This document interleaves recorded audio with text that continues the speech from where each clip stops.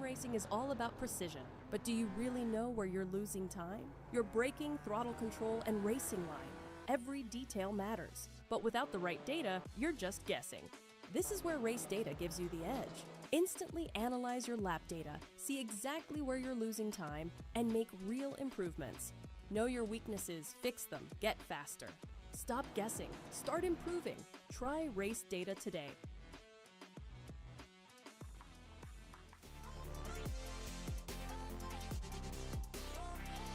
Hello and welcome to Apex Racing TV and our coverage of the RACEDATA AI ARL Prototype Championship.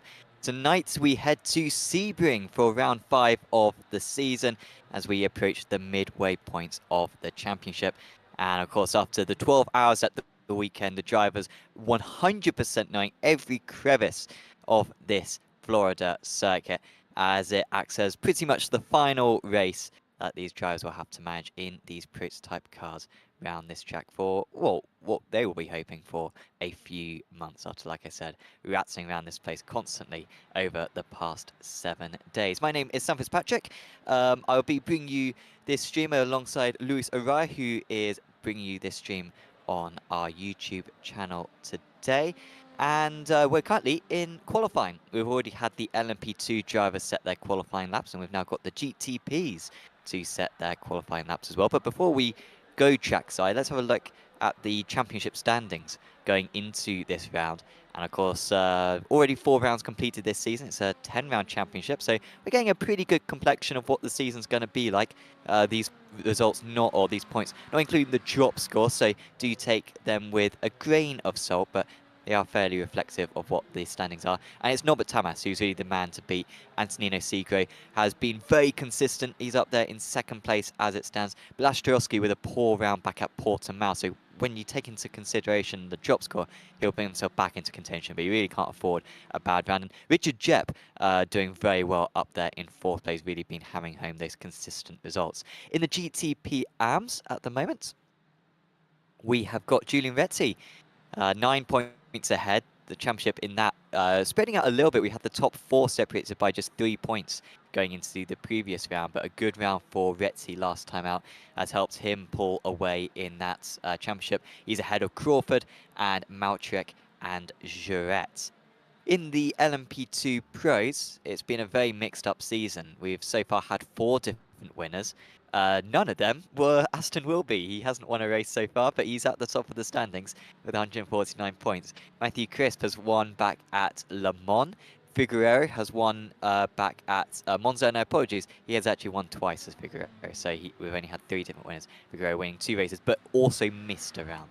So once again, if you bring in the drop score, then he is right at the top of the standings. And in the LMP2 AMS, we have got Lucas Diaz, who currently is at the top. And once again, we've got 3 different winners out of the first 4 rounds in this championship. Diaz having his points gap slightly reduced last time out by John Williams in 2nd place. But Grassetto winning the first 2 rounds of the championship, and a 3rd.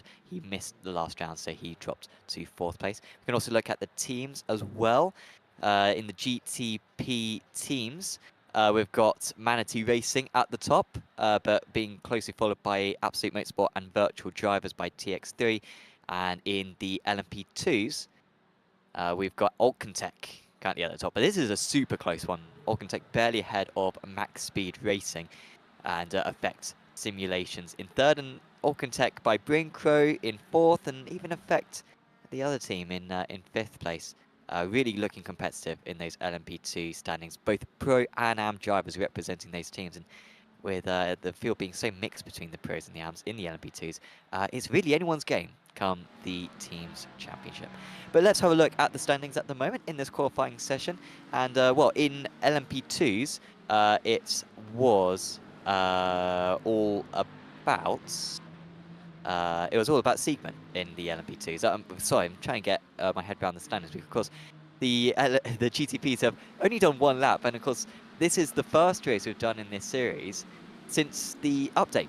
So, of course, this is the first time in this series that we've had the cold tyres.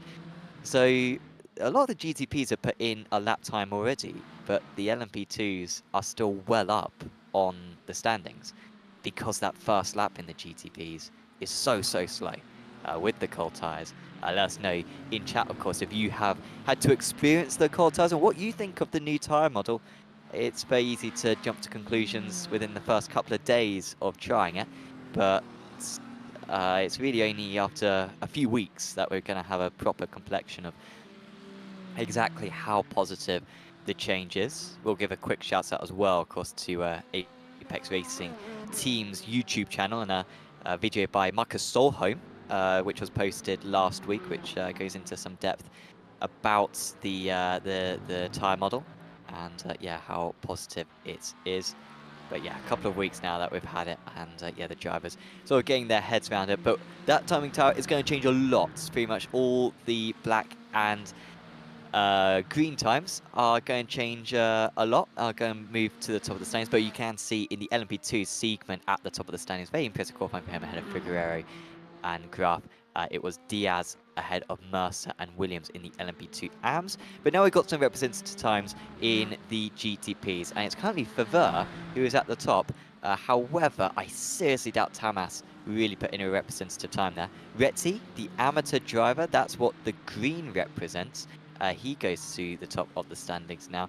And then we have got Jep, who just files in right behind 200ths a second, the difference between the Frenchman and the Englishman so far in this qualifying session. Both, of course, will be looking for improvements. It looks like I think most of the drivers going for another lap. They're not necessarily going back to the pits. They all get a few laps under the belt. Certainly in Marcus Solholm's video, he was very much talking about how it takes maybe 5 laps, perhaps, to get the tyres up to temperature. And of course the drivers have got to be careful as well that they didn't overdo it when it comes to warming up the tyres. We have got the strict qualifying scrutiny on, which basically means that the drivers can't go spinning in order to generate some heat, and they also can't be crawling around the circuit at 60 miles an hour doing a million left and right turns down a single straight like we used to see in Pesk a couple of seasons ago. Instead, they've got to keep to a decent speed, and they're not allowed to slide the tyres too much, but they can still generate a little bit more heat by making a few extra corners down these straights. You know what, Tamas going for another holding lap. He really hasn't got a representative lap in at all so far, and we are the vast majority into the session already, so hopefully he does get it in eventually. And actually that was a good time. It didn't look particularly fast coming out of sunset, but maybe I need to condition my eyes for the new pace of these GTP cars, which of course is much less than what it used to be. Turoski, though, at the top of the standings. Really, him and Tamas have been exchanging who's been the fastest GTP so far this season. Turoski's been in fantastic form in a couple of our races. Le Mans in particular, he was in a class of his own. And he's currently the one who's got the advantage. Tamas, of course, defending champion in the GTP Pros and the championship leader as it stands. Segro, though, up there in 3rd place, and Holbom now the top of the amateur drivers. Really, the other driver who we usually see up in that top 4 is usually Turoski, Tamas, Segro, and Nucera. The 2 Manatee guys and the 2 Absolute Motorsport guys. They're usually a class above the others. Nucera not really putting in a representative lap times so far. You can see he's down in 13th place, but in practice, he didn't look particularly great, did Nucera. I don't know if maybe if he didn't do the 12 hours, but maybe that wasn't representative. Maybe he didn't do too many times. But yeah, don't necessarily assume that the Italian's going to be able to get himself right up the order. You might be battling more for best of the rest rather than for the podium places. We're running on board with Tamas, and this is another good lap. Personal best first sector. But his teammate, who's just behind him on track, is improving even more himself. So expect Tamas to improve, but I think expect Turoski to maybe get into the 45s here. This is going to be their penultimate lap. They will be able to complete the next lap, which I think they probably will do. I imagine they're fueled up for the entire session. Tamas does go to the top, but can Turoski pip him? And he can. He doesn't quite get into the 45s, but he's awfully close. And Segro improved as well. And, well, the Manatee drivers really did need to improve there. Otherwise, we would have a Segro pole position. Segro did not have enough fuel to go for another lap. And so it's just down to the Manatee guys. In fact, Turoski has towed back to the pits. So Tamas is still pushing along. It's not an inspired first 2 sectors, though, for him. We could still see the standings change.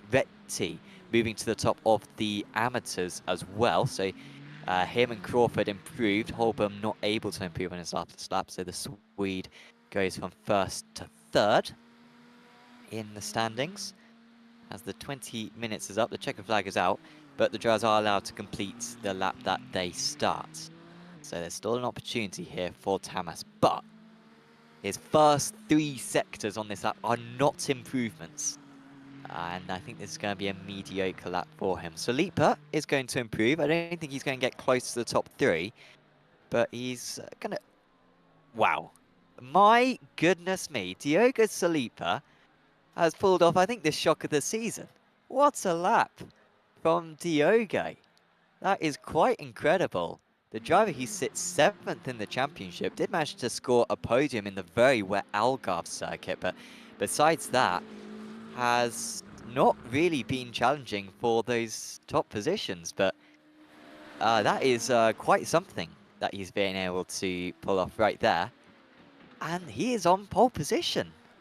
Unless Tamas can improve as well, but I'm not seeing enough personal best sectors to suggest that he is going to go to the top, and he doesn't. He remains in 3rd place. And that is... I'm absolutely shocked, because it did look like a good time. Like, it looked like he was playing in plenty of personal best sectors. I don't really have a proper in-depth look at exactly what the times were, but I was sort of seeing them green, but he's 6/10 off. But that is incredible. And maybe just got his tyres in the absolute perfect condition. Because these conditions quite different to what the drivers have been racing recently.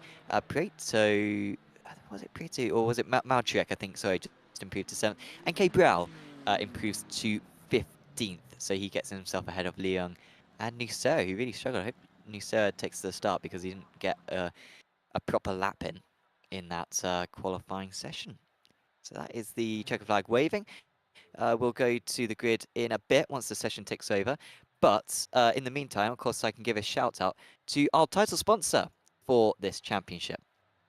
And of course, that is RACEDATA AI, which is a user-friendly telemetry tool which helps sim racers improve their performance. It provides clear and simple insights into driving data, making it easy to spot mistakes and areas for improvement, and to get faster on the track from day one.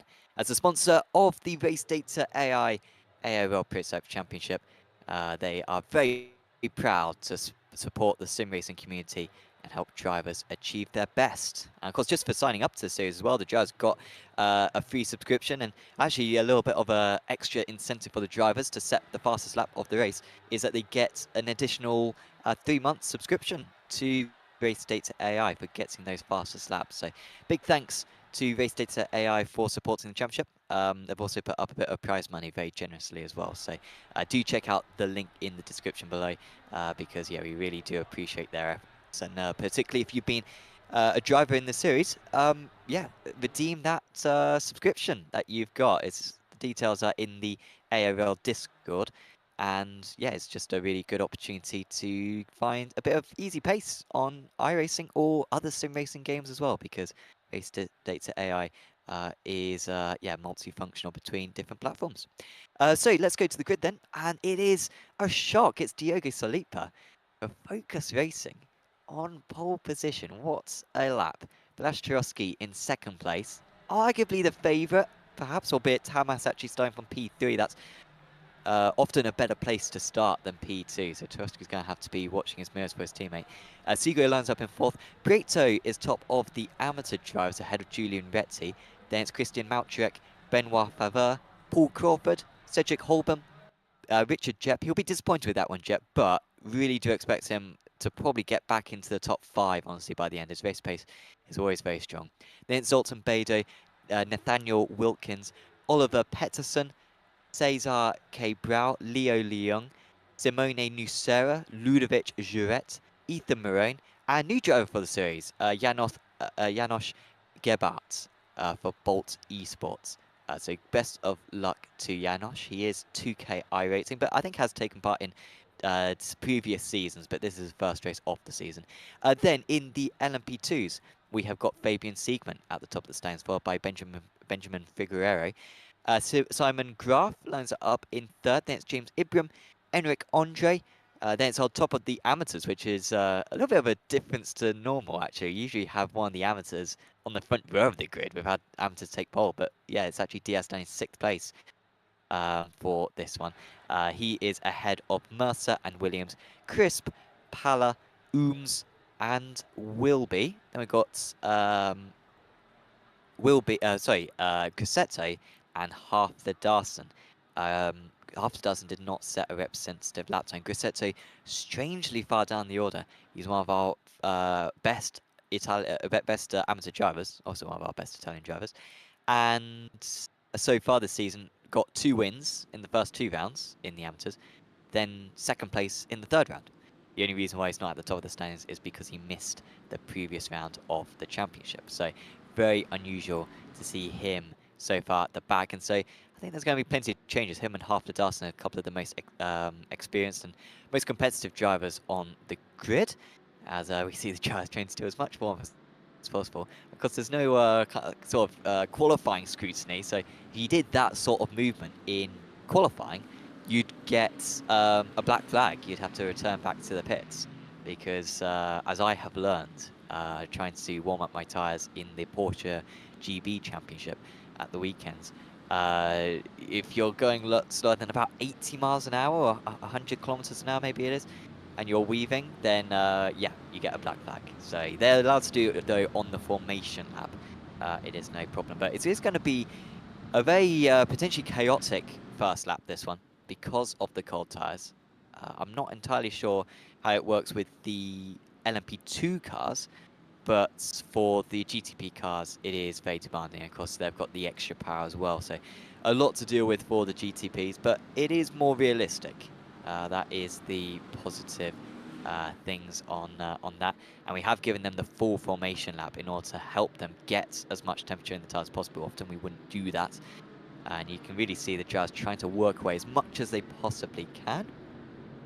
Of course, do let us know in chat who you are supporting for this race, because we always like to get your inputs. And of course, I am, of course, yeah, covering this one solo as well. So I would love your company as well for this race. And yeah, any insights that you have, and yeah, any thoughts that you have for the racing, because it should be a pretty good one with Salipa on the pole position for the GTPs.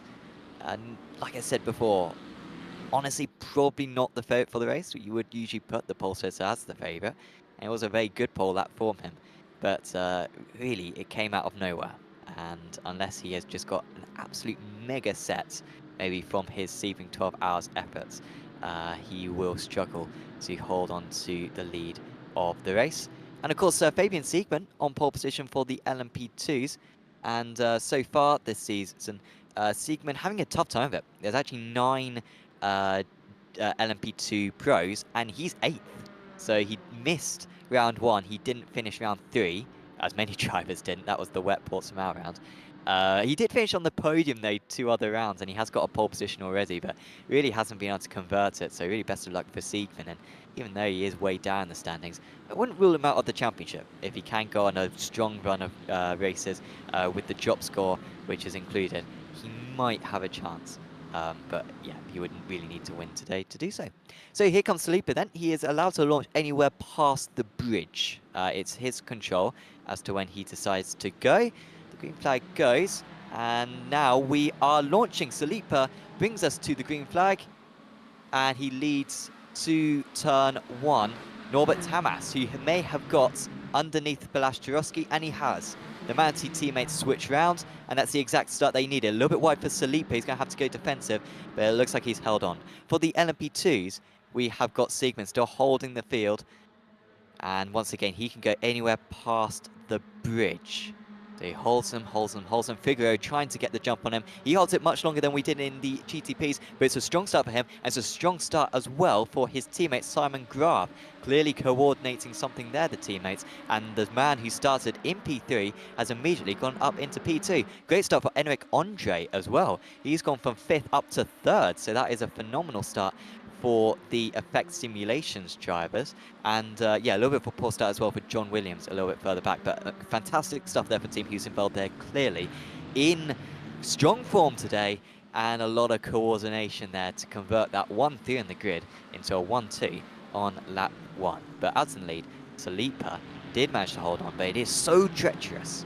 And anyone who saw the ARA, as we might have a move here, not a place that you usually see a move into Tower Corner, or Tower Bend, apologies. But looks like Jouret has done it. He's ahead of Wilkins. He's up 3 places from his straight start now, is Ludovic. You would expect him to qualify higher, as a couple of the teammates are struggling so much. And look at the move there from the Cadillac. Suddenly seeing an opportunity. That was Ethan Marone, who saw his chance and was trying to use it. And now there's the slowdown. It looks like for Oliver Pettersson, who was slow on the inside there. And I think a couple of others must have a slowdown as well, because they all seem to skip across. Just make sure you don't take too much of the cones. That is so wide for the 230. And now we've got contact as well. And that is an awful few corners there for, was it Nathaniel Wilkins for Balka Esports? He's now down 6. Well, he will be down 7 places, I think, in a moment from his race starts.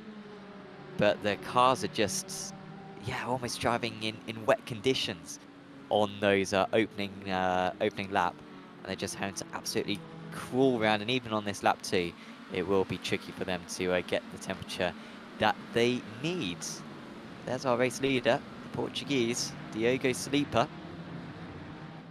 still leading the way ahead of the Hungarian Norbert Tamas, and of course his fellow countryman Blaž Turovsky. And of course, it's Cadillac as well leading the way. We have had a few drivers or car swaps for the drivers. A couple of drivers ditching the Acura, which was very popular before. That's what Segro did. Decided to get rid of the Acura and go for the Caddy. And so we haven't got as many Acuras as we had before in the GTP field. As Benoit Favre looks like he has just got past Oliver Pettersson, another move that you'd expect Favre to make. He was actually down 7 places from his race start, was Benoit. So clearly had an issue, and he's remarkably behind his teammate Jouret now, despite the pair of them starting, I think, 9 places between each other. They've somehow swapped places now, have Jouret and Favre, so we might get a replay of exactly what happened to Favre earlier on. Another couple of offs as well. You may have just seen on the time tower there a couple of red moments for, I think it may have been Wilkins or Gebhardt. Because they were just going wide, maybe cutting Le Mans chicane again. As here is Wilkins. Oh, that's in the wall! And a huge bounce as well. And they were fortunate that no one else was got involved in that. And that is Gebhardt in his first race of the season. Unfortunately, going to need a faster pair after that. And that is really disappointing for him. We'll get a replay. And we saw, I think it was Marone who almost did this exact thing a lap ago. And once you, I think he's locked a brake. I mean, there's absolutely no steering there, so he's clearly locked a brake. And yeah, there's so little runoff. And of course, that tyre barrier as well, it sort of is close, and then it moves further away. But he was going so straight that he very much got it well, still close. Cabral has just lost out to Bader. I think it was a mistake from Cabral. You can see he's slightly offline now, coming out of the hairpin. So down to 13th place. And of course, with this extended race that we have for tonight, the drivers are going to have to decide whether it's worth taking tyres or not. I think it will be, but not necessarily, because it is such a penalty to just go out of the pits. Even though I think they'll get the tyres for free, it's such a penalty when you actually come out of the pits. So you'll lose sort of 5 seconds or so over the course of your first few laps. You've got to make sure that you got the fresh tyres to make that up later on. But at least from the Sebring 2.4 hours on Thursday, they were still taking tyres, despite the difficulties of warming them up. They were slightly longer stints, but I think even with the slightly short stints today, I think they'll do it still. Lucera, who started last, I don't know what happened to him in qualifying. He didn't get a lap in. I'm not sure if that was due to a number of mistakes or whether he just wasn't allowed on circuit for a lot of it. But he is making his way through the order. He's already up 7 places, and by getting past Holborn, who is still alongside him, that becomes 8 places now. Not been too many movements in the LMP2s since lap 1. Siegmund still leads ahead of Graf. Andre had a mega start, and I wonder if you could maybe get a replay as well of Andre's start, because he went from 6th, sorry. I thought he went from 5th, but he went from 6th up into 3rd, which is crazy, because the even side of the grid seemingly got a bad start, and he was on the even side of the grid, but he just went for it. And yeah, managed to get past his teammate, both of his teammates, Figueroa and Ibram. Mercer is now leader of the amateurs. He's managed to get ahead of Diaz. And then comes Crisp and Pala and half of Darson, who of course start in the back. The only driver who's out so far is Janosch Gebhardt, who of course we saw have that big crash at sunset a couple of minutes ago. And a little bit detached as well from the pack is Joris Ooms. I think he may have had an off. He's about 7 seconds now behind the pack. But it's been a clean start here at Sebring. We've seen a couple of horrendous starts in this very series, actually, at this circuit. Particularly on the pit straight, because it is very crowded. There's not really any space but around the track. You have the pit wall, and then on the other side you've got another concrete wall. So if you have one driver spin, they can really wipe out everyone else. And the way that iRacing works, its contact model, cars bounce on iRacing. So if you hit a wall, you're gonna end up back in the middle of the track. There may have been an off for Cesar Cabral. There's been an off for someone at least, because I think Favre moved past Cabral. Maybe that was another driver, I'm not entirely sure. But yeah, there was certainly some sort of issue. Nucer's also just got past Jep as well, as we've now got a replay of what happened. And here it was for Cabral, and he had the teammates of Jouret and Favre just behind him, and oh, well, I think that's gone pretty well. He slid, and he looked like he might hit that first one. Had he as well, it would have been on the rear corner, which would have been very, very nasty. But instead, he just slid completely 90 degrees into the wall. And I think he'll escape any steering damage there. I think his pace is back up to what it was for Cabral. So, yeah, still treacherous stuff, even on lap 3 of this race. As we see this battle between Marone and Leung. Marone in the wars a little bit so far. Leung with a poor qualifying. They go alongside around this middle part of the lap. Looks like Marone has stayed ahead. He was faster on that last lap, was Marone, so I think he has just got past. But Leung looking to respond straight away. These guys, Marone 2.4k, Leung 2.5k, behind the 1.8k driver of Nathaniel Wilkins. And of course, anyone who's watching this, who looks at this series and thinks, that looks like a lot of fun, you can sign up over at apexracingleague.com. There's a link to that in the description below. Even if you're not interested in this series though, do still join the Apex Racing League Discord. There is a link to that as well in the description below. And if you join that, then you can see whenever a new series is launched. You don't spam the Discord too much with at everyone messages. It's just when there is a new series announced. And well, we will probably be announcing a new series later on this week. And it's a type of car which isn't necessarily covered a whole lot, certainly by us in the last couple of years. So some very exciting stuff, and it's going to be a cool format as well. So I really do recommend joining the Apex Racing League Discord. And if you're already part of that, do keep an eye on, because yeah, once again, I'm very excited about the championship that we're announcing later on. And check out the ARL social medias as well on Instagram, Facebook and X. Fabio Grissetto is sat behind John Williams. This is such an unusual battle to see Williams and Grissetto this far down. I think these two were battling 1 and 2 for the win back at Le Mans earlier this season. And here they are, 3rd and 4th in the amateurs in the LMP2s. But way down the order, I think they are 12th and 13th overall, which is so unusual, but more than anything, just shows the competitiveness of these LMP2 category. Everyone is so close this season. In the early stages of the championship, it really did look concerning just how quick the AMs were. And it looked like the AMs might beat the pros in half the rounds. There really wasn't any correlation between pace and the drivers' category. But I think today, we have got the top 5 all-pro drivers. They have seemingly been able to assert some dominance. And yeah, Grassetto and Williams, sort of the losers out in all that. Welcome to everyone in chat, by the way. James and Medmo and Multi Apples. Oh, there goes the send from Nucera. Well, he's not wasting time as Nucera.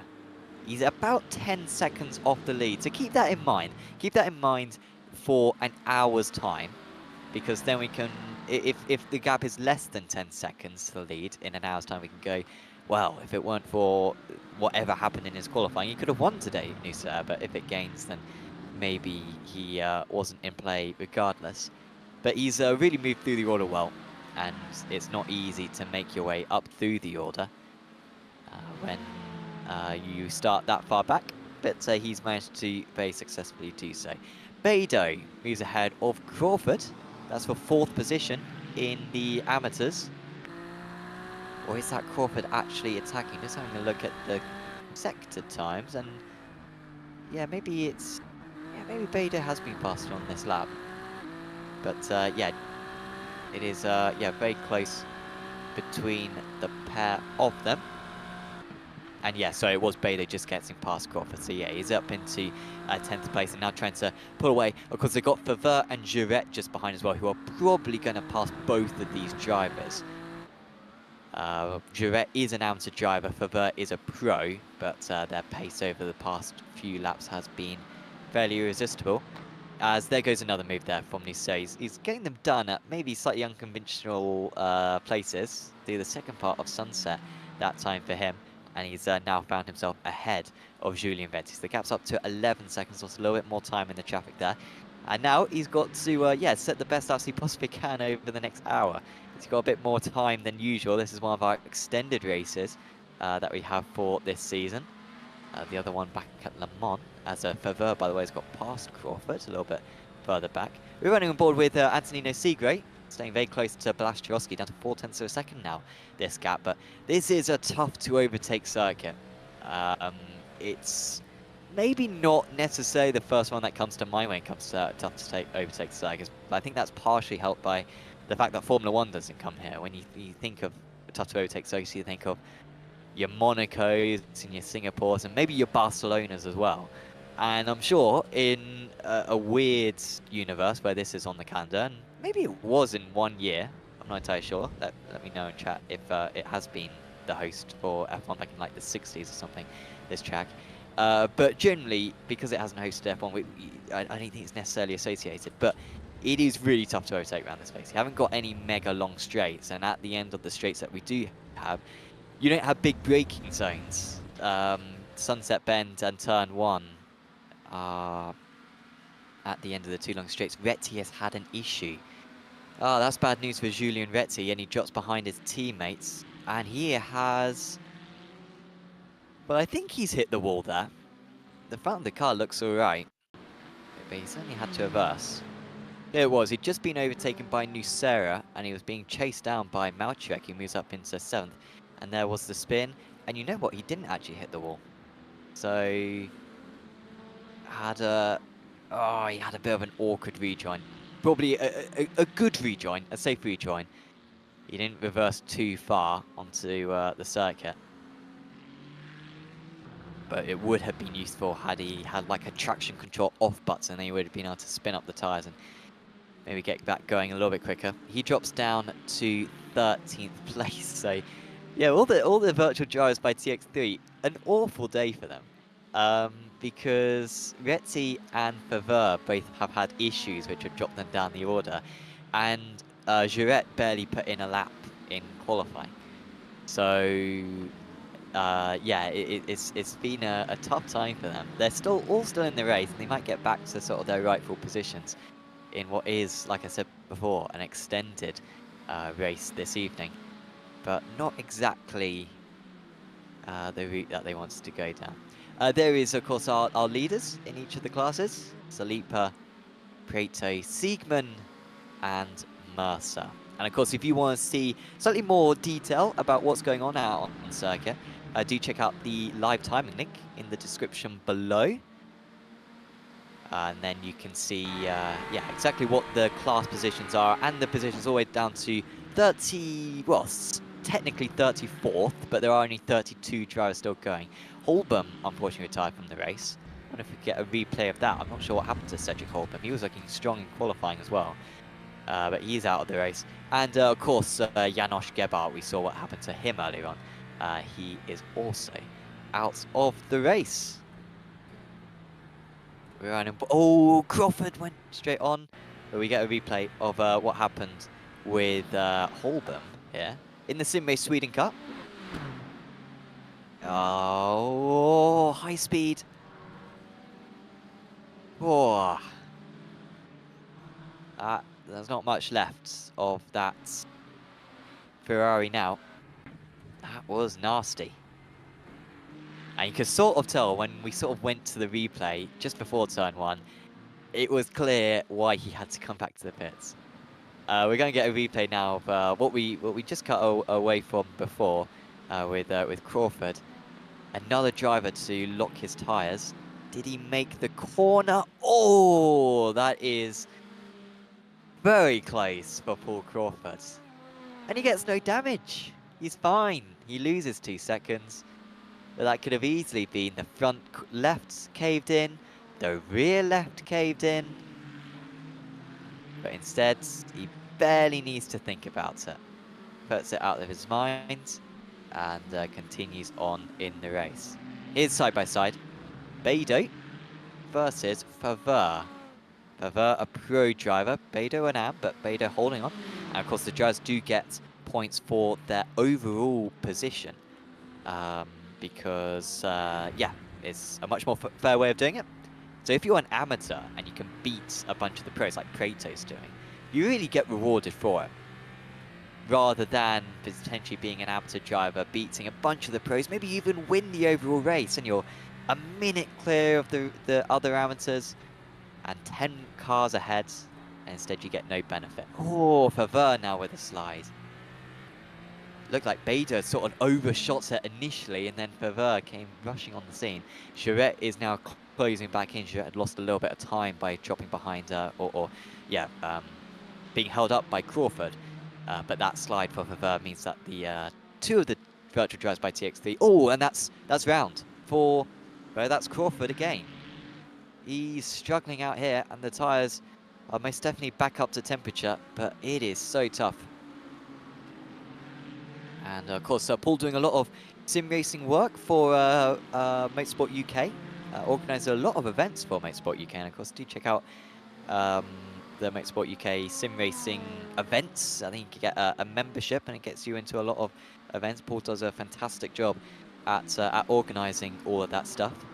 And one of the most experienced drivers on the sim, I think his iRacing number is one of the 5-digit ones. Basically, every time a new driver joins iRacing, they get like the new digit, and I think they're up to about 1.1 million now, something like that. So they're, of course, they're on to 7 digits. Yeah, Paul was one of the first 100,000 people to sign up. Myself personally, a 230,000 person. So still fairly new, back into or fairly early, back in 2016. But yeah, if I recall correctly, at least, I might be getting confused with someone else. But yeah, Paul, I think back in 2010, I think he's been on iRacing. So yeah, super experienced and a massive sim racing fan. Aston Wilby, we're watching here. Oh, slides for Halfler Darson, and round goes Halfler Darson. I thought he might get away with that one. It's not a good rejoin, but I think he'll get away with it, really thanks to John Williams having good vision. And I just wonder if Halfler Darson got a wheel on the grass there. He locked the rears almost certainly, but I'm not sure if that was a result of dipping a wheel onto the grass. Let's have a look. Really trying anything down here. No, he was nowhere near the grass. Just outbraked himself. Felt like he had to apply a little bit more brake pressure. And I haven't driven the LMP2 for a while, but it is one of my favourite cars. I did drive it quite a bit near the end of 2024. And that was probably the thing that really was most shocking to me in the LMP2. just how tricky it is to stop. Trying to fiddle with the brake pressure, but it's really not, or brake bias, but yeah, it's not a car that you can just slam on the brakes. Really, there isn't any car that you want to be doing that on iRacing because of the way that the time model works. Even with traction control, you genuinely want to be easing on the brake because otherwise that generates some extra temperature in the tire. So once you get into the corner, you don't have as much grip as you otherwise would have. Of course, on ACC, you just absolutely plant the brake. And you still have grip. But yeah, in the LMP2, you don't have ABS, so you have to be pretty careful. James G, though, to be fair, perhaps corrects me, saying that LMP2 is actually pretty stable with the new tyre model. So I do need to give it a go with the new tyre model. Certainly look forward to get back into the LMP2. But yeah, that's very interesting, James. Thanks for the insight on that one. But back with the GTPs, and the drivers are still pretty close. Even near the back of the field, no one's really got detached, apart from Holcomb and Gebhardt, who destroyed their cars. They're very much detached, they're back in the pits. But we've got this fun battle. We've got Crawford, he keeps on spinning, obviously. He's behind K. Brow, who's gained a few places in this race. But so yeah, it's K. Brow, then Crawford, then Petson, then this man Marone, then Wilkins, then at the back of this is Leung. So it's really good to see everyone close together. It is always a little bit of a fear to organise these championships, as I do, and have a couple of drivers who are sort of detached. And of course, you know, we do have the pros and the AMs in each of the car categories. But often you sort of need an extra one. Of course, when it comes to the GT3 trophy on a Thursday night, or the Porsche Cup, which recently ended, we have the 3 categories. We have the Pro-Ams as well. And of course, even then, that can sometimes not be enough. I know of series which have 4 driver categories, just so that everyone's sort of got drivers to race against. But it's really good to see how close the GTP AMs are. There's the gap between Salipa and Tamas. I mean, this is so good from Salipa. And clearly he's just absolutely churned in the laps this past 7 days. And just knows the track with his eyes closed. What a performance from him so far. It's really, really impressive. And he's now 2.3 seconds ahead. It's gradually going up. Just a little bit on the last lap, but I think that may have been traffic. And of course that will be playing a part fairly soon. They've got another lap or 2 until they'll be catching up to the back of the rear of the LMP2 field. The LMP2s are fairly bunched up still, so watch out for that one. Could cause a little bit of chaos for the GTPs.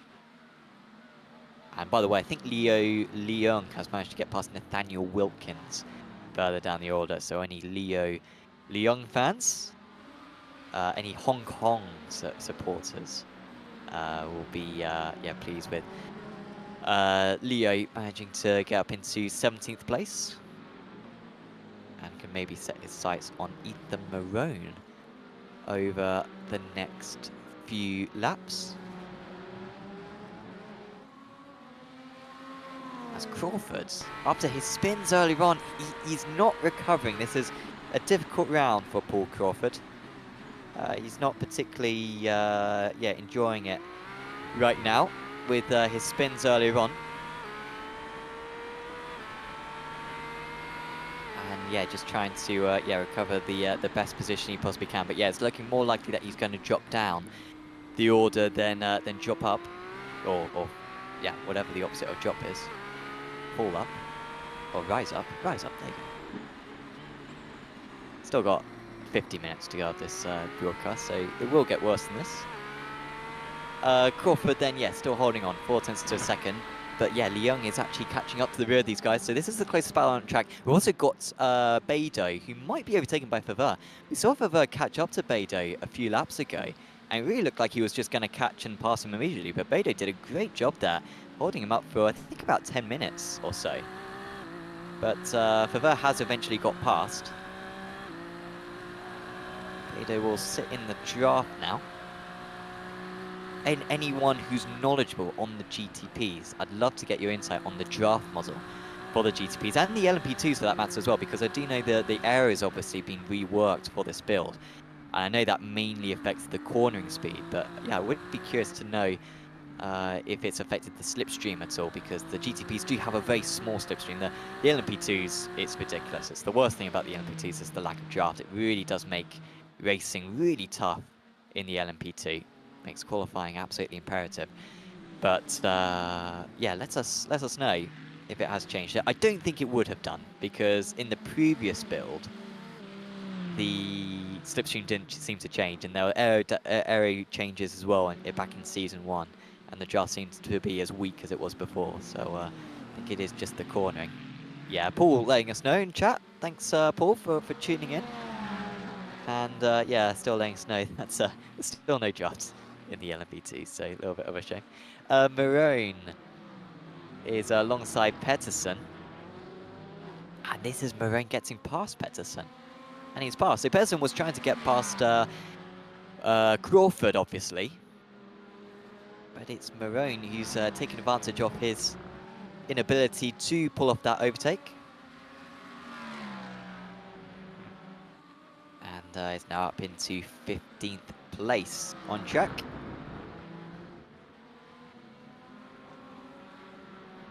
And of course, anyone who's just tuning in, who might be a little bit confused by what all the colours mean and what all the classes are, what these cars are. We've got the GTPs, the GTP Pros are the black, the GTP AMs are the green, and then the LMP2 Pros are the red, and the LMP2 AMs are the blue. If you want to see the full standings, there's a few LMP2s that we don't see on the top bottom of the screen. Do check out the live timing link.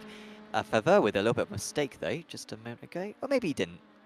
He had a slight off track, but I don't think it was too big a deal. Of course, on that timing tower, you can see the reds occasionally popping up on the position. And that indicates that the driver's gone all 4 wheels off the circuit. But that doesn't even necessarily mean an iRacing off track. That just means that our system has decided that they've gone off track. So it's not necessarily the worst thing. But if it stays red for a couple of seconds, usually that is a bit worrying. Paul also letting us know he's gone from 7.4k to 6.6k this week. Very sorry to hear about that, Paul. And yeah, Sebring not lucky for you this week, but yeah, I'm sure you'll get it back eventually. And of course, you are the defending Apex Racing League Endurance Championship champion, so that is what matters. Diaz. In this pack, Mercer is a few places ahead of him. Mercer had a great start, so Mercer didn't qualify. Well, he did qualify well. He qualified P2 out of the AMS, but gained a bunch of places. He's up 4 places from his race start. I think 3 of them were made on lap 1. And he's ahead of Ibram. And then we have this man, Lucas Diaz.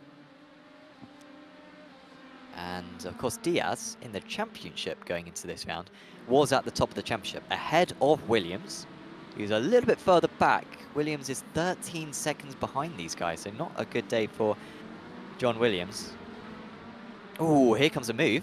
That was a little bit slow there for James Ibram. And Diaz, this is his chance. And you're not going to get a whole lot of chances in these LMP2 cars, so you've got to make it count when the opportunity presents itself.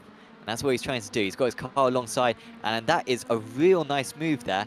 Can Diaz get fully ahead? Because if he's not, Williams would just try to dive back down the inside, or Ibram apologies, try to dive down the inside. He's not able to do it, and now that's put him slightly vulnerable to Balint Pala, who's going to get alongside.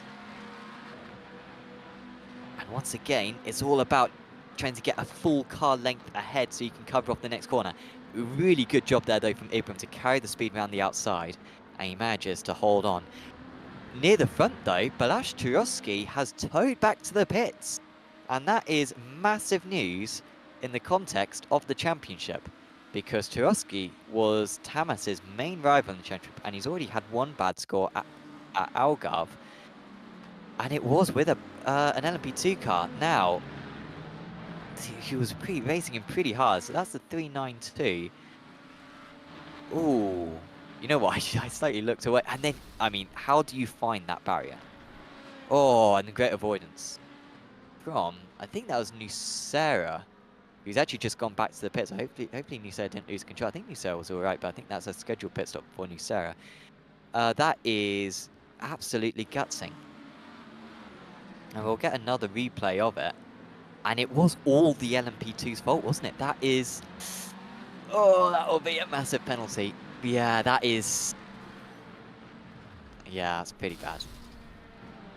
Pretty bad. I'm trying to think who that was. Was it Aston Wilby, I think? I thought it was 362, but I think it was actually 352.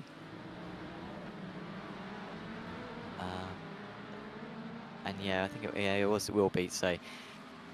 Oh, that'll be a big penalty.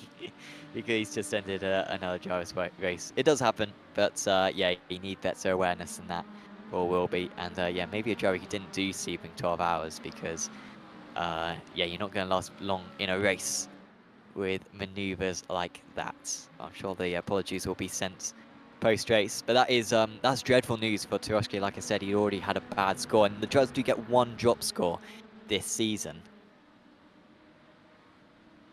But he'd already had one bad round, and yeah, absolutely incredible avoidance there from Nusser, who was one of our first drivers to come to the pits. Vetty also came into the pits, K. Brow and Jep as well. So yeah, just a bunch of drivers deciding, I want to pit now.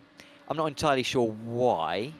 The fuel does go further than this. Probably to about the 45-minute mark, I think the fuel goes. But you might also want to pit at like 37 minutes so that you half the tyres. So if you are going to change tyres, it makes sense to pit midway through the race, and then you get, yeah, fresh tyres earlier in the race. There's not really any point in doing a few extra laps with very bad tyres when you could be on good tyres. But of course, you do get the overcut in these cars because of the how slow they are on the first lap. Here goes the overtake then from Pedersen. So I think this is a re-overtake for Pedersen, isn't it?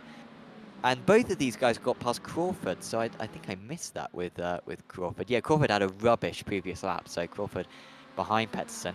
And yeah, Pedersen gains a couple of places fairly quick. Leung comes into the pits just behind them.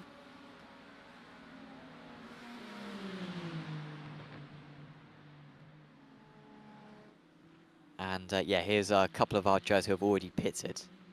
Okay, Brow very close to Retzi. And yeah, it was a good pit stop for Retzi. But he's been really struggling on this lap. Not comfortable on the cold tyres whatsoever, Retzi. He lost half a second in Sector 1, close to a second in Sector 2, half a second in Sector 3. And now he gets overtaken by K. Brow. Ferrari versus Ferrari as well, so yeah, Retzi really not comfortable on the cold tyres whatsoever. I think he'll re-overtake K. Brow. I think he overtook him earlier on in the race. That's why it's so unusual that they've re-swapped positions again. Leon comes into the pits as well, and Wilkins. So they, yeah, went the extra lap and have come out a fair distance behind. About 25 to 27 seconds worth of pit stops. So they have to take... Well, it seems like everyone's taking the tyres because I think they're free, basically. Your pit stop time is decided by how much fuel you take rather than whether you take tyres or not. And yeah, I think I'll just deal with the cold tyres in the middle part of the lap. Or middle part of the race. Malchurek and Favre also into the pits, so we're seeing more and more drivers come in. Here's Turoshki, he's got back out on circuit then. He's down in 25th place overall, so he's actually dropped a lot of places to the LMP2 drivers as well. He is about a lap behind the leaders, which is sort of typical when you get a tow. That you drop approximately a lap, and he does have a fast repair as well, so he could fix all that damage. I guess the one good thing for Turoshki is that he had that crash late enough that he won't have to pit again. So he does get that pit stop sorted. But that's really the only positive. Besides that, his championship hopes are taking a huge dent. If the bookies were giving him like a 20% chance of winning the title before today, I think at the end of today, as long as Tamas doesn't bin it himself, I think his chances will be down to about a 5% chance, because 2 bad results, whilst Tamas hasn't had a bad result at all this season, would mean that he would need a phenomenal amount of wins in order to recover the points deficit. But it'll be fun to see where he gets back up. I can maybe see him catch up to... Oh, it'll be tricky. It will be really tricky. Yeah, I think he'll have to settle for a 15th. There are about 18 GTPs out there still running. So, yeah, it'll take some catching up. Here's Beidou. Oh, careful. And of course, as here comes Beidou into the pits then, just turns in at the last minute there. Of course, it's an awful pit entry here. I think in real life, I'm not exactly sure how it works between WEC and IMSA, but I think one or maybe both of them use the pit lane on the back straight, which would be a nice little update. I'm sure if iRacing did do a rescan of the circuit, which you'd hope would come, but they did do an artwork update a couple of years ago, which maybe indicates that they're not that interested in a rescan. But yeah, it would be good to have one because yeah, they of course have the different pit lane now on the back straight, and I think that's a much better pit entry compared to here, which can cause a lot of problems. Ethan Marone is still close to Pedersen. These guys have been very close throughout the race. They have dropped Crawford by a couple of seconds now. Beidou into the pits. These guys still need to pit. And we are now halfway through, well, 10 seconds away from halfway through the race. So it does make sense to pit now so that you get the benefits of the fresh tyres.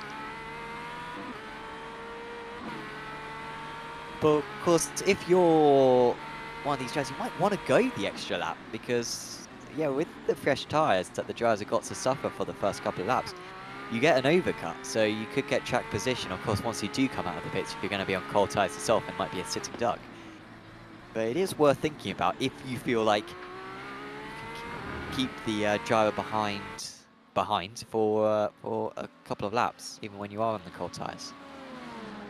Bit of flashing lights for Marone. Doesn't force a mistake into that corner. I feel like Marone's got to do something here. It looks like he is being held up, but these guys have changed positions a couple of times, so it is difficult to decipher exactly who is faster. Jura ahead of them has come into the pits. I think one of these guys will come into the pits. Will it be Marone? No. It's going to be Pedersen into the pits, so Marone gets a clean track. I think he'll be pleased about that one. He's now got to, set as fast lap times as he possibly can, whilst he has the opportunity. Expect the LMP2s to come in as well. I'm amazed that the LMP2s have gone out for as long as they have. I mean, we have had Figueroa and Grissete and Harfler Darson into the pits, but surprised not more have had to come into the pits. They don't really have much sort of variability to the LMP2s. They can only go about 40 minutes on a tank. And so with it being a 75-minute race, it leaves them with about a 5-minute margin. They can come in at 35 minutes or they can come in at 40 minutes. There's not really much choice for them. And of course, they will be taking the fresh tyres as well. So Lipa then, will he come into the pits on this lap? He can go further if he wants to. And he does keep on going. The driver should have another 5 minutes of fuel. Maybe even more like 10 minutes of fuel. They should get to about 45, 46 minutes before they have to go for a pit stop. Here comes Siegmund then, so here comes the LMP2s. I think they really are short on fuel now, the LMP2s. Graf comes in pretty close behind. Toroshki continues, of course. He doesn't need to pit again. Mercer comes into the pits. So do... yeah, actually not that many. So Diaz stayed out, Palace stayed out, Ibram stayed out. Because we had Figueroa come into the pits earlier on, so it'd be interesting to see where Figueroa is. I wonder if you could get cameras on Siegmund just to check that he is taking tyres. Maybe, are they taking tyres? Maybe not, they are. Although the drivers behind are up on the jet, so maybe we just joined them after they got off. But here comes, Siegmund, why was he so slow? 38 seconds. Figueroa was 33 seconds. Figueroa is going to lead... No, he's not going to lead this race. He's still a bit behind his Figueroa. Figueroa just coming down the pit straight now. It might be close between these guys. There he is. but he is still behind. I thought he was closer than that because he saved 5 seconds in relation to Siegmund, but I think the gap maybe had just opened up a little bit before the pit stop had come along. And, well, now he's got warmed up tyres, though, Figueroa, so maybe this is his opportunity to take advantage, and maybe that's why he was behind before as well. So Siegmund now behind Graf, so Graf is basically net race leader. Figueroa looking to the inside, he knows that this is his opportunity. But Siegmund goes defensive, and he'll happily go defensive as well, because that will help defend him against his teammate. But here comes the traction from Figueroa. So much better grip coming out of the hairpin. He's got those tyres warmed up, and it's not even going to be a contest once they get back down to the next right-hander, because he's going to be able to carry so much more speed. I say that, it's not absolutely one-sided. And now he's 1.8 seconds behind Graf, so he's got to try to make up that gap as much as possible. This is his best opportunity to do it. Diaz comes into the pits from the lead. I don't think Diaz is going to be anywhere near these guys, but I'm going to need to remind myself exactly how far behind they were before. So yeah, so before the pit stops, Figueroa was about 5 seconds. Yeah, so he was about 5 seconds behind Siegmund. So yeah, it makes sense that he was that far behind. But yeah, he's made up a lot of time there, Figueroa. Just seemed to save a lot more fuel as, yeah, the remaining drivers come into the pits. And yeah, I think they are all taking tyres. I think we just joined them before, just after they'd taken tyres. Graf then only 8 tenths ahead of Figueroa. Figueroa is gaining a lot of time. Look how Graf is, well, maybe that's just his racing line, but it did look like he was understeering a little bit there. Pala will be first out of the pits. Pala's getting up to speed, but he is definitely behind these guys, as we anticipated. There goes Maltrek. Oh, maybe losing a little bit of time there for Figueroa. He's chasing down Graf.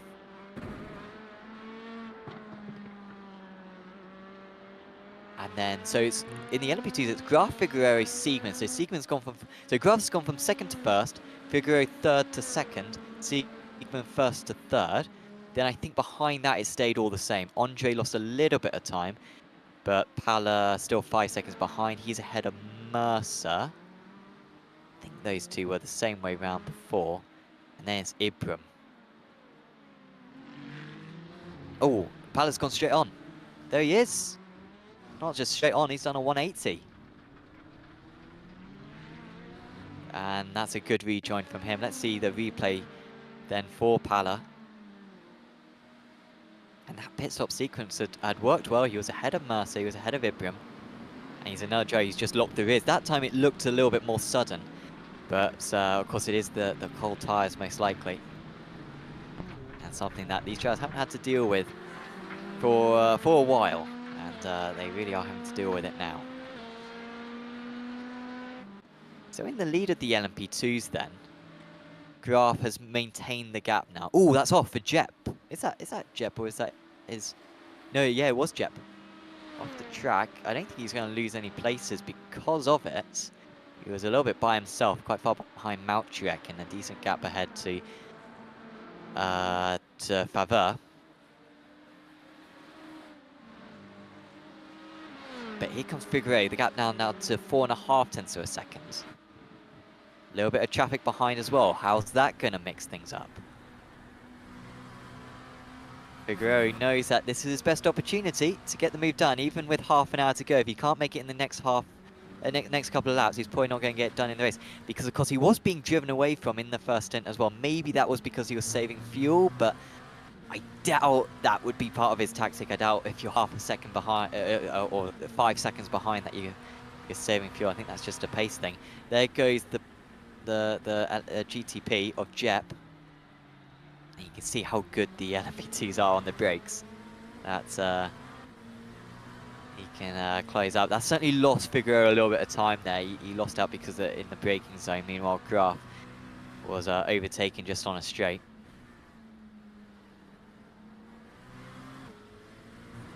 So into the middle sector once again for the 25th time in this race for these drivers. Leaders in the GTPs are in. So Salipa is into the pits, and a mega first stint for him.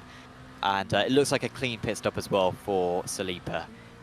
26 seconds stationary.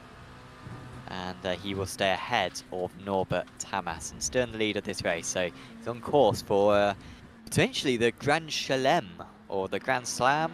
I don't know what the difference is, but the pole, the fastest lap, the win, and the lead every lap. I think the lead every lap is the difference between the Grand Slam and the Grand Chelem. I think the Chelem gets you, yeah, it's the leading every lap, and he's going to do that, I think, at this stage, because yeah, he's never going up.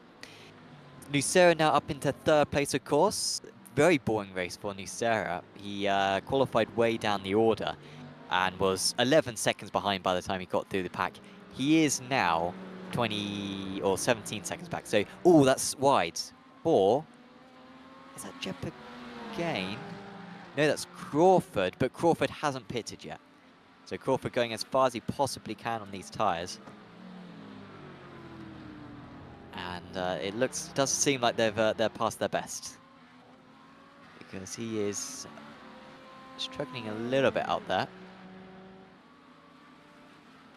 Yeah, that last lap was a couple of seconds slower than his best lap of the race. So I think he'll be pleased to get rid of them. He is our only driver in the field yet to pit. All the LMP2s are pitted. All the GTPs are pitted. We tune back in with the LMP2s, and we've got a three-way fight for the lead now. Graf half a second ahead of Figueroa, who is 6 tenths ahead of Siegman. And Enric Andre isn't too far back as well. Like, Andre had a really good run at Spa in the last round of the championship. After a poor qualifying, was able to get pretty high up the standings in the end. I struggled to remember exactly where he was. He wasn't on the podium, but I think he was fourth in the end. Was Andre. He did a really good job.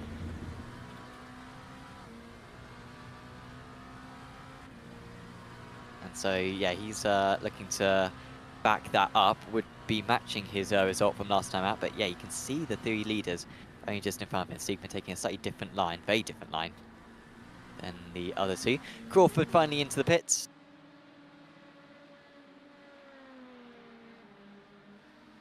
So he will have to re-overtake these LMP2 drivers later on in the race.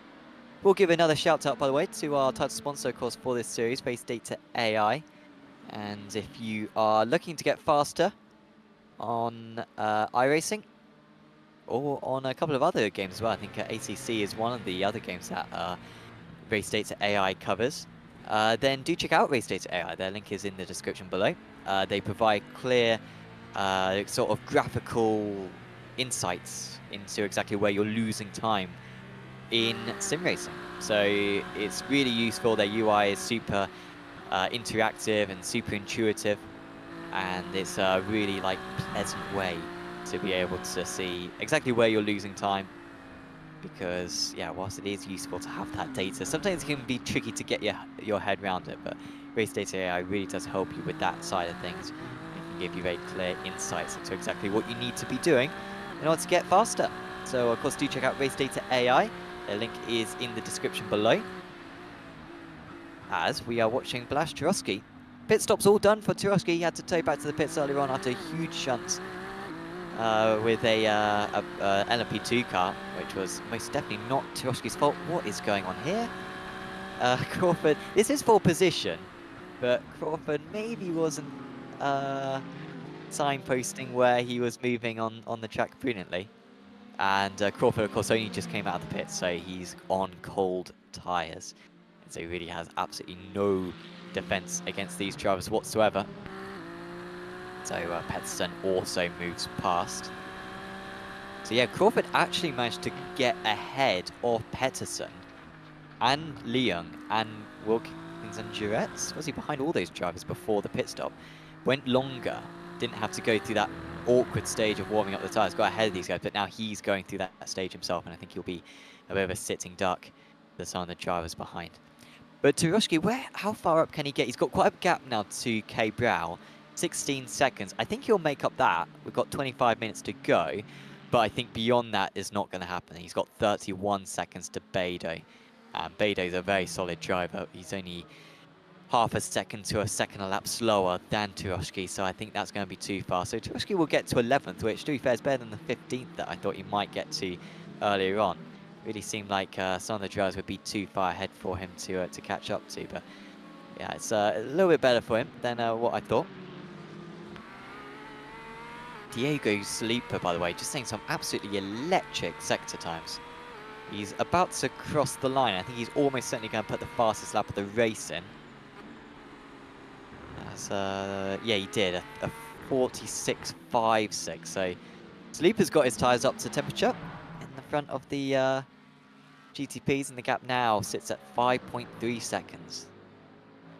And all of a sudden, that qualifying lap, not so much of a surprise. Hindsight's a wonderful thing, but this is a phenomenal performance because really the past season and a half of this championship has been dominated by the Manatee and the Absolute cars. Occasionally we've had someone get in amongst them, you know, like a Lennart Schnabel, or cool Interlagos did very well.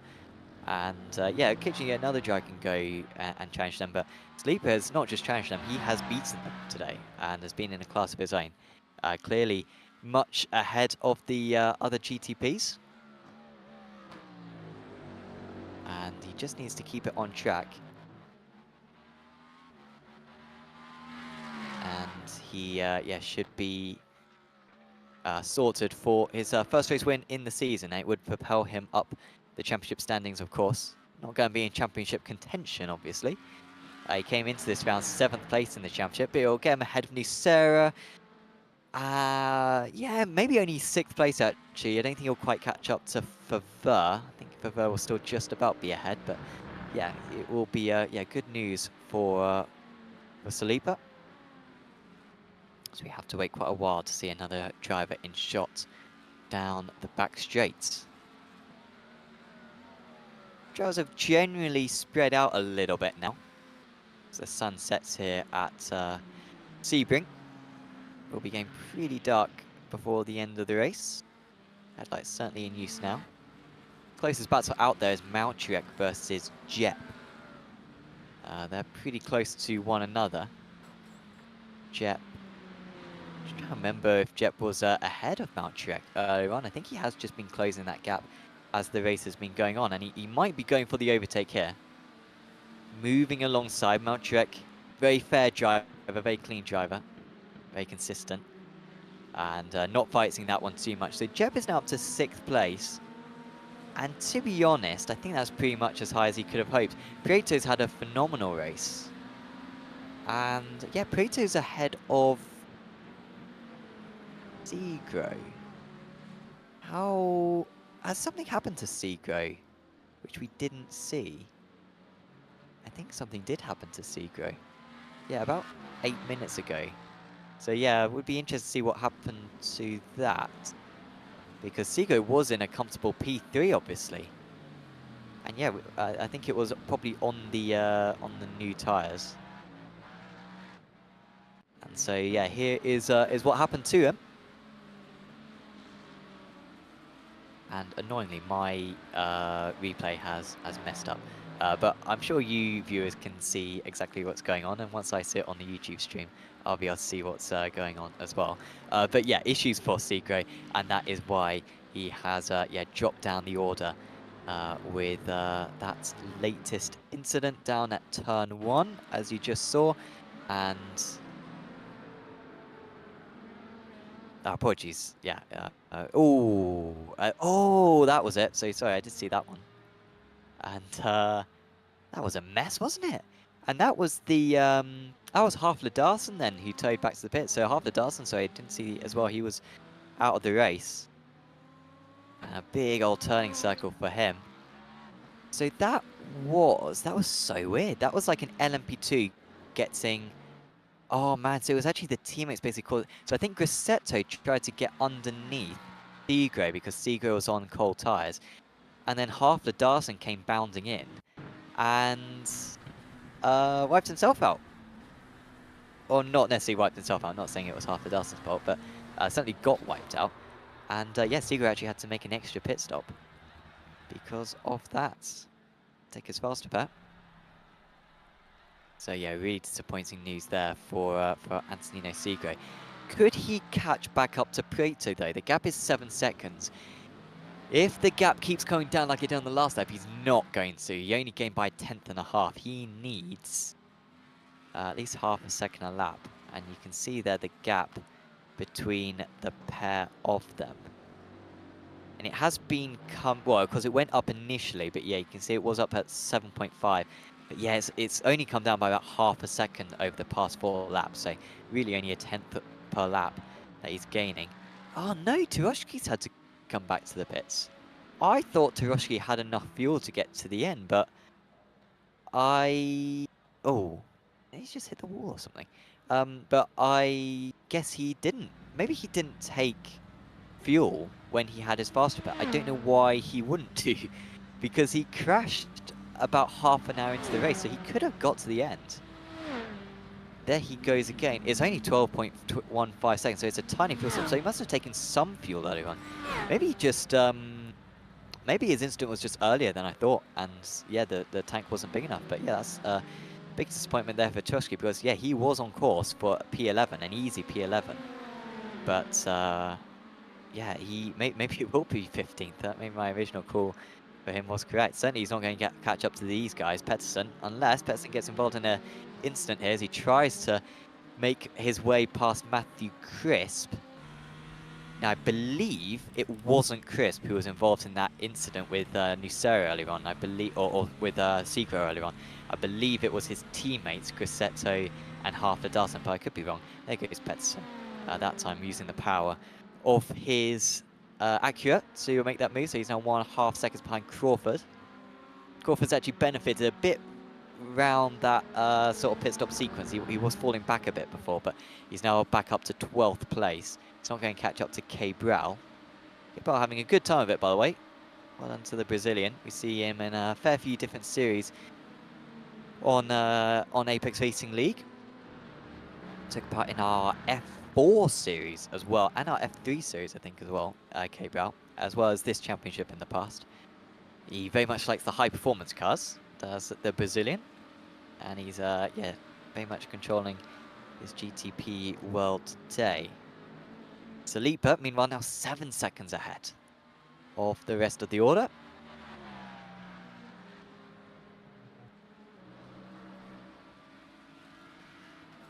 And the gaps in the lead of the GTPs are fairly sizable. You can see that it's all relatives down to 7th place are fairly big. But then we've got Fever fairly close. And we got this battle, Leung, just being overtaken by Turoshki, or maybe Turoshki, ooh, Leung, oh, he's not got a comfortable setup on that. Big fan of the lights though, he's got the purple lights. I remember when the LMP1s came around, years and years ago, well before most people who are probably watching this were on iRacing. The idea that you could change the color of the lights on your car was absolutely massive. I don't know what's going on with Leung. You could barely turn the car through turn 1, and now he's gone straight on. And it's deceiving how much time you lose by taking that extra time. He's lost another 3 seconds because of that, maybe even 4 seconds. So he needs to get back engaged because Jurette is 23 seconds behind. But if he keeps making mistakes like that, then Jurette will catch up to him by the end of the race.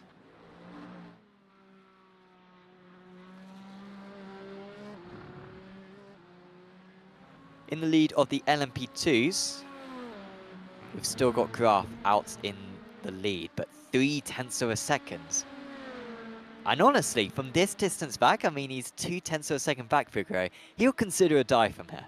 I think normally he wouldn't, but this, he's not going to get much closer than this, but there's no point in getting involved in anything too risky. He is going for the title, Figueroa, and with the drop score, he will be at the front of the championship, I believe. I think he missed one round, did Figueroa, but besides that, he's been very good. Yeah, didn't have a good Portimao round in the wet, but he has won 2 rounds this season, Figueroa, going for his 3rd race win of the season. Graf has yet to win a race. He's had a 3rd, and then an 8th, maybe? Maybe even lower than that in round 3, again in the wet. And then a 2nd place last time out. He was very good. He finished runner-up to Figueroa last time out. Did Graf. This is his best opportunity yet. because Figueroa was absolutely dominant at Spa. I think he took pole by about 0.4 of a second. In the end, only won the race by about 5 seconds, but it sort of felt like he could have gone further as we get very close. Oh, underneath.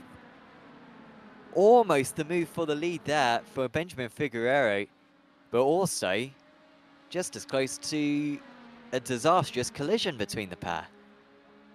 Trying to cut underneath, but he had to cut it so fine in order to carry the speed and get the maximum cut back. And Graf holds on. Let us know in chat who you think is going to win this race, because I'm not totally confident. Certainly, I think Graf has got to be where your money is if if it's just picking one or the other. But Figaro is very close, and of course we've got Siegman as well at the back of this, looking to take advantage. And of course, what Team Husingfeld would have loved was to have their two drivers in first and second. It's such an advantageous position if you are good enough drivers to use it. So often we see, frankly, very boring races when maybe we have like a trio fighting for the race win. But if the front two are from the same team, it's really tricky for the third place driver to do anything. And that, it really is the case in any car, whether it be either LMP2 cars or the GTP cars or GT cars or the Porsche Cup. It is so tricky for you to break that one too. But of course, Figueroa was able to do it earlier on. He pitted a lap earlier than these two. And then Siegman had a very long pit stop. He had a 5-second longer pit stop than Figueroa. And that meant that he was vulnerable on the cold tyres when he came out of the pits, and Figueroa was able to take advantage of it. He wasn't able to get past Graf as well. And of course, that is an element as well we may have to keep an eye on. Figueroa did take very little fuel in comparison to everyone else. He's maybe banking on there being one less lap than everyone else. And of course, we saw the absolute chaos that caused back at Le Mans earlier on in the season,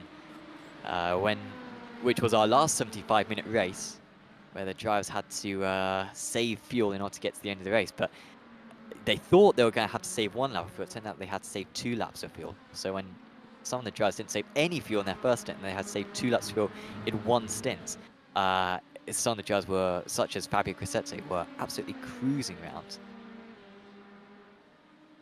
Apparently, it is not Figueroa, it's Frigerio.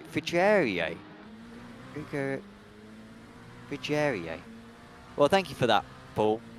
I've only been getting it wrong for half a season, so it's good that this second half of the season, which we're not quite in yet, it will be second half of the season when we turn up at the next round. Yeah, second half of the season, I will be naming Benjamin Frigero's name. And of course, he's probably going to win the championship, so it's important that I do. Ibram and Mercer are very close to one another. I think, did Ibram just get past Mercer? I'm not entirely sure. Yes, he has got past Mercer. So that is good news there from James Ibram.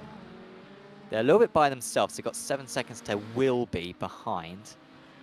But Mercer loses that place. Now, of course, that is a pro passing an AM, so you may think, well, that doesn't matter. But it does matter, because you get points for your overall position. Still got a good day, though, for Mercer. And, of course, it's been a bad day for Lucas Diaz. And I'm not sure what happened to Diaz, actually. Oh, so Diaz got a... I'm not sure what happened. Yeah, I'm not sure what happened to Diaz. I don't know if... Yeah. He had a really long pit stop to Diaz. So everyone else in the LMP2s had a between a 32 and a 38-second pit stop. Diaz had a 1:12 pit stop. So often we have a 40-second hold.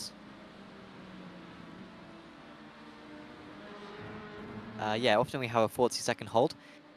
And that seems to add up. So it would have been a really good pit stop. So Diaz would have been ahead of Ibram, but behind Andre. So yeah, had Diaz had nailed that one and not got a 40-second hold, he would be winning in the amateurs. But Mercer is going to win the amateurs instead in the LMP2 category, so great news for him. Apparently I went back to the original one. Apologies. It's Frigerio. Frigerio. So I just need to drill that into my brain over the next 7 days. Siegmund's dropped back a little bit from these guys. Gap now up to 3/10. Apologies, up to 1 second. 3/10 between the top two. And it really is getting dark now. Lighting up the cat's eyes, which I foolishly thought the other day may not be lit up by the headlights. Obviously they are, but I thought that maybe they were different on like a race circuit. That maybe they were like airplane lights. Of course, this is like an airfield, right? So I thought maybe they would always be lit, but they're not. They are just normal cat's eyes that you would see on the motorway. Which I'm sure everyone knew already, but that was news to me. Frigerio, apologies. Almost getting underneath there from Graf. But you can see how tricky it is to overtake. You get a little bit of a draft down the pit straight, but there's just nothing you can do with it into turn 1. You've got to be fully alongside. As I think that was a little bit of blinking actually there for. Oh, as underneath. That could be the move. That's where you got to get it done, honestly. And now they're alongside. This is crucial for the race win here at Sebring. Going for his 3rd race win of the season, Frigerio. Graf going for his 1st race win of the season. Can Graf get on the power earlier? Frigerio looks good. He's got his nose ahead pretty much for the first time in this battle. And the outside line going into this right-hander is really, really useful. He'll have the inside for the left coming up. There's contact between the two of them, but he gets it done anyway. Frigerio leads this race. And you're not going to see a much better move than that this season. And it will be very, very tough now for Graf to come back in this. And Team Hoosinkerveld, who really felt like they had this one locked down, 5 seconds clear of the rest at the pit stop halfway through the race. But Frigerio has been a different man since the pit stop. And he's just got 7 minutes to hold on now. And seeing that he has really seemed to be the faster driver in this stint, you would back him to do so. You wonder if the Hoosinkerveld drivers will switch positions before the end of the race.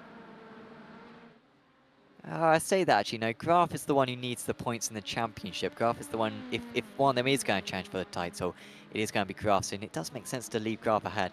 I don't know if maybe they're in the same Discord and Siegmund saying, let me go ahead, I can maybe catch him up. I doubt that's the case, frankly. Us sim racers are very humble people, obviously, as we all know. And frankly, Siegmund had his opportunity to keep behind Frigerio earlier on, and he couldn't do it on the cold tyres. But Graf will feel frustrated. He didn't really do anything wrong there, though. It was just a brilliant move. And it all started off with a bit of a dive, just to get him offline.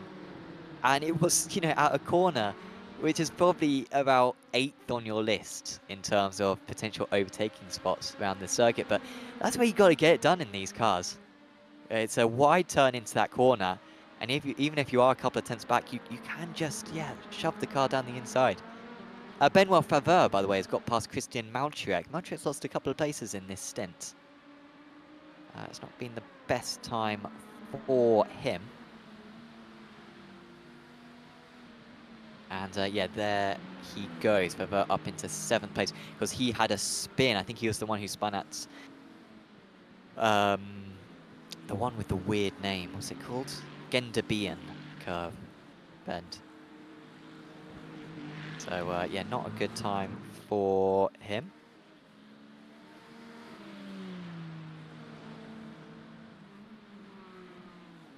But I think that might be...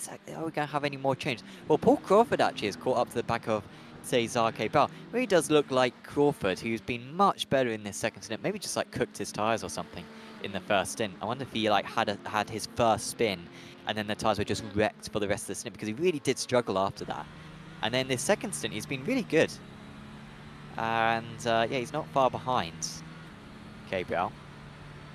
I personally didn't take part in the 12 hours, which I'm a bit disappointed by. But I must say, it does look really good at night, the reflection stuff. I don't know if that's a new lighting model thing. Let us know in chat, or maybe it's just me making it up. But yeah, it looks pretty cool. But yeah, let me know if I'm wrong in chat, and if it's actually the exact same and it's just the daytime which has changed. But yeah, just some nice reflections off the back of Gabriel's car. He's 1 second ahead, but running a little bit wide there. 3 minutes to go. The second half of the race is really gone by quite quick. Particularly the LMP2s has been absolutely electrifying. Crawford continues to close in. They have got Pettersson 4 seconds behind, who is slowly catching them, so they can't afford a collision here. Oh no, talking of collisions, Tushki's just made a mistake, and he was going to catch up to Wilkins by the end of the race, so I'm not sure if he will do now. That's bad news for him. It depends pretty much how many laps we get in before the end of the race. Kate Browell's wide. I wonder if he's cooked his tyres because he's struggling so much. He's having to go super defensive. And that is not Pettersson behind these guys. That is... Is that... No, it's not Marone. Not sure who that is. Oh, here we go. Might actually be the leaders. That's Salipa. That is Salipa. Blimey. Oh, and Gabriel spins it. Well, he was driving on ice before, honestly. Those tyres are absolutely cooked. And Pettersson gets past easily. Gabriel's just got to try to keep it on the track here and get it home and beat Wilkins, because frankly, with the way that he's struggling, I'm not even sure if he will do. This could have been worse for our race leader as well. And I wonder if K-Bell was a little bit scared off. I don't think there was contact. If there was, obviously that could be a race-changing move, albeit Sleeper's about 12 seconds ahead, so even if he did get a 10-second penalty, he'd be all right. There he is, 12.5 seconds. I think it might be our biggest winning margin of the season, this. Now that I say that, I think that might be totally wrong. I feel like at Alcott, someone probably won by about 20 seconds in one of the classes. Here is... Oh! There has been a change again. Benjamin Figueroa has had an issue, and here it was. Simon Graf down the inside. Now, I think we're going to need another replay of that. I'd love to see it from a chopper, because it looked like the tiniest of taps. And Benjamin Frigerio, in the panic, I pronounced his name wrong again. I apologize. He was a long way back here, Graf.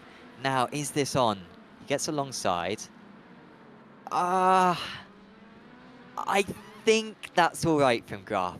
I'm sure chat are not going to agree, because we've got a few effects simulation supporters. From first instinct, it looks like he's really tight on the inside. Now, of course, I do understand that maybe he should be on the curb, but you can see he is on the yellow line. I'm not sure, and I'm not making the decisions. It will be someone else who makes the decisions, but that will decide. And of course, I mean, either way, unfortunately, Ruggiero is not going to win this race now. He's down in 4th place. Got the white flag waving. It's going to be a Husenfeld 1-2. Andre not far behind these guys at all now. He's down to just a second, but he's not going to be able to launch an attack on this last lap. And so it will either be Graf or Siegmund who wins this race. It's just whether Graf gets a penalty. Paul, unfortunately, saying that I'm very much wrong. Which is usually why we have a co-commentator, unfortunately, to put me in my place and to say, no, Sam, you're wrong. But unfortunately, we don't have that luxury today. We just have myself, so apologies for that. But yeah, we will see what the stewards think afterwards. And that is a disappointing way for this race to end, because it was such a good battle before that. And such a good winning move as well, and it's a shame that it's come down to that. But they're on their last lap. The race leader as well is on their last lap. And of course, he recently lapped these guys, did Salipa. He's only just up the road, so these guys will finish pretty much all together. Julian Redzy's actually had to come back to the pits, by the way, as well, on the last lap. So shame for him. He made up a few places. Splash and dash for him will drop him back down to 10th place. I think he has lost, what is it, 3 places, I think. 2 places, 3 places, 4 places, something like that. I get confused between the virtual drivers by TX3. I can't remember if it was Faber or him in front. But out in the lead, it's been this man in front from the start. And he took pole position. He's led every lap. He's got the fastest lap as well. And it's going to be a first race win in the Race Data AI Apex Racing League Prototype Championship for Diogo Salipa. And he has beaten some quality drivers today. And he has dominated. 13 seconds ahead. Norbert Towns will take the second place with his teammate Turoshki having a bad time of it. He's honestly got one hand on the trophy, even at the halfway stage of the season. It'd take a bad run of form for him to lose it from here. Nucera really did nothing. Gained a lot of places in the early stages, but had a very boring final hour 5 to the race. And finishes on the podium. They're up 14 places. And of course, our LMP2s have already crossed the line. Graf wins in the LMP2s, albeit that is subject to penalties. Nick Mercer has also crossed the line in the LMP2 AMS. That's a good win for him. And Hugo Prieto has already won in the GTP AMS as well. So that was a lot of drivers. Sometimes they're nice and spread out. I think we were afforded back at Le Mans where we could see the entire final lap of the LMP2 Pros. Unfortunately today, they all crossed the line with each other. So, yes. But yeah, that was a pretty fun race. Not sure if it quite lived up to Le Mans. Le Mans was, if anyone didn't catch Le Mans, was absolutely insane. We did have a run to the line, which isn't usually a thing at Le Mans, but because of the one of the drivers running out of fuel, I think it may have been John Williams, but I'm not sure. Because one of the drivers running out of fuel, it was absolutely thrilling on that occasion. This one was pretty thrilling though as well. I mean, it was basically the penultimate lap that we had the LMP2s change the lead, and it mixes up the championship as well, because Frigerio would have been in a very good spot if it weren't for that, and now it brings everyone else a little bit back into play. But there's the results. Salipa wins out ahead of Tamas and Nucera. Of course, Prieto was top of the AMS. We didn't really talk about Prieto, but that was a good result for him. Just trying to remind myself where he was in the championship. Going into this round, he was 6th, was Prieto. But he will bring himself back into contention there, especially with Retzi having that late pit stop. That dropped him down a few places, so that's good news for Hugo. Beidou was 2nd place out of the AMS, and apologies, Malchuk actually was 2nd place in the AMS. Beidou was 3rd. Then top of the LMP2 Pros, once again, has got an asterisk next to it. Graf, he will be investigated after the race, I'm sure. Ahead of Siegman. Andre, very close to 3rd place. It's only a matter of time until Enric gets back to the top step of the podium. Like I saw in ARL GT some 5 years ago. Absolutely great to have Enric back. And then in the amateurs in the LMP2s, it was Mercer ahead of Williams, ahead of Grosseto. Diaz would have won in the LMP2 AMS, but he sped, or he cut the pit lane entry line, and he got a 40-second hold during his pit stop, which ruined his race. We'll get an interview with a few of our drivers, although no one so far has come to have a chat with us. I will say, of course, another shout out to Race Data AI. Do check out their link in the description below. And of course, if you're a driver in the series, redeem your opportunity to use Race Data AI. Just give it a go. Yeah, just install it, give it a go for 15 minutes, and yeah, if it's something that you like, if it's something of use, then well, you got a free subscription for a few months, and if you get a fastest lap as well in your class, you get a few extra months on top of that. And if you finish in high up in the championship, you get a few more months on top of that. So it is certainly worth giving it a go because, yeah, if you're a driver, then it's basically a free service for the next year or so. So yeah, do check that out. And of course, if you want to take part in the series, check out apexracingleague.com. Because entries are still open. We have still got some slots open. And of course, check out the ARL Discord as well.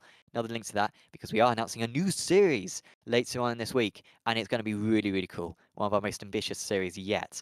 And yeah, I think even if you're not a fan of the cars necessarily, I think honestly just normal people will be tempted by it because it is such a cool format that we've got. So do check it out, Apex Racing League Discord. Link to that in the description below. The next round of this championship, though, was put to a poll by the drivers, and they were very, very dull. They had the option of the new circuit, Portland, which I think looks pretty nice. I think would be pretty good in these cars. They could choose Montreal, which I think would be great. Montreal's a superb circuit. Or they could choose Road America, which obviously is where we go every single month.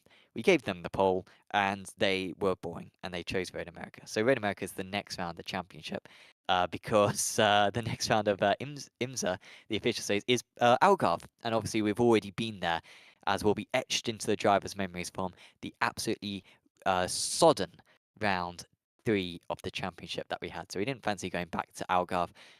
We have got Road America next time out. So if you're a fan of that circuit, then yeah, sign up over at apexracingleague.com. But unfortunately, none of the judges are seemingly going to have a chat with us. And seeing that, of course, there's already been a very long broadcast of 75-minute race.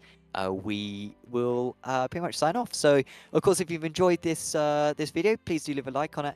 Subscribe to Apex Racing TV so you can watch the remaining rounds of the championship. We've still got another 5 of these rounds to go before the trophies are handed out. We've got loads more championships as well on Apex Racing TV. Of course, the one that I look forward to most is ARL GT3 Trophy. That's back on Thursday. So that will be at Donington National, which I'm really looking forward to. We don't get to visit that circuit too much, particularly in those cars in that series. So really looking forward to Donington being featured on the calendar. And yeah, of course, loads of other stuff as well. So do make sure to tune in to Apex Racing TV and check out our social medias as well, because we post lots of clips of the various races that are going on the channel, which are easily digestible on social media. But for now, from myself, Sam Fitzpatrick, from Luis Araya, and everyone here at Apex Racing TV, we are going to say goodbye, and we'll see you back at Road America in 1 week's time. See you then. Sim racing is all about precision, but do you really know where you're losing time? Your braking, throttle control, and racing line. Every detail matters, but without the right data, you're just guessing. This is where RACEDATA gives you the edge. Instantly analyze your lap data, see exactly where you're losing time, and make real improvements. Know your weaknesses, fix them, get faster. Stop guessing, start improving. Try RACEDATA today.